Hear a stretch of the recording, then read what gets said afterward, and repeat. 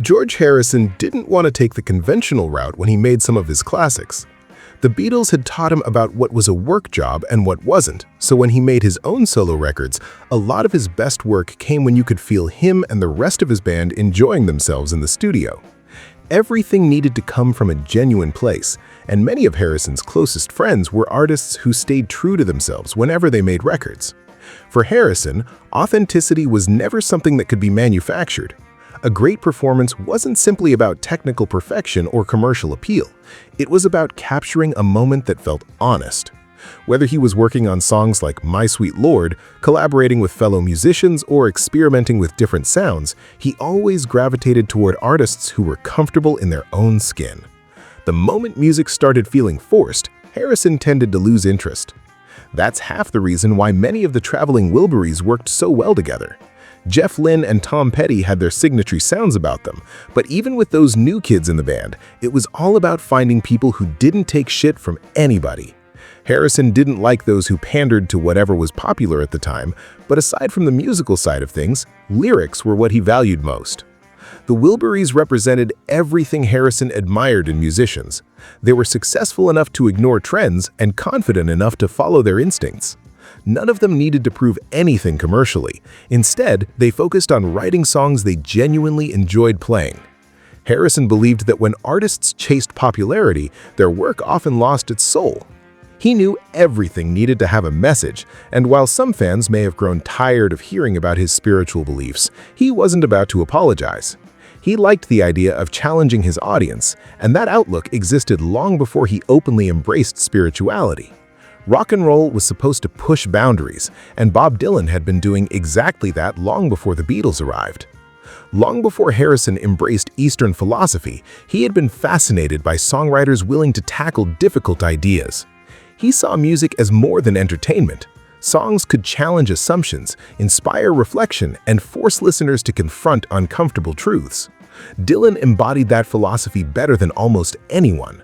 While many artists focused on romance and teenage rebellion, Dylan addressed politics, morality, and the human condition with remarkable sophistication. Dylan was always in the same circles as the Fab Four, but whereas John Lennon developed a friendly rivalry with the songwriter, Harrison had enormous respect for everything Dylan wrote. He continued quoting Dylan's work decades later, and even when Dylan attracted criticism, Harrison was often willing to defend him. Their friendship grew over the years through a shared appreciation for meaningful songwriting. Harrison admired Dylan not only as a lyricist, but as someone who continually followed his own artistic path regardless of public opinion. Even when critics questioned Dylan's decisions, Harrison believed that true artists had to be free to evolve.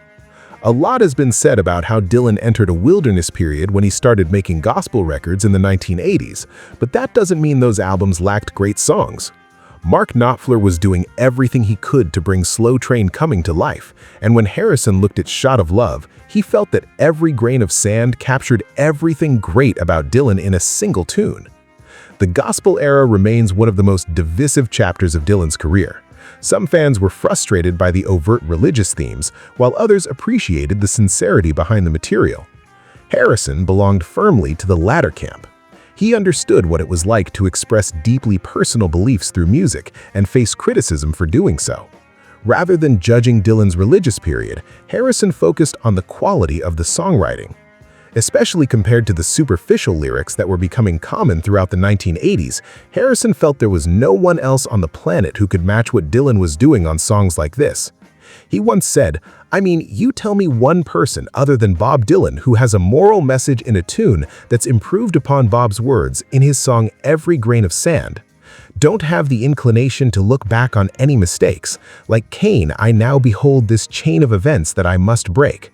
In the fury of the moment I can see the Master's hand, in every leaf that trembles, in every grain of sand."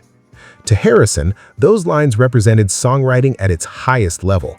They combined spirituality, self-reflection, biblical imagery, and poetic observation without ever sounding preachy.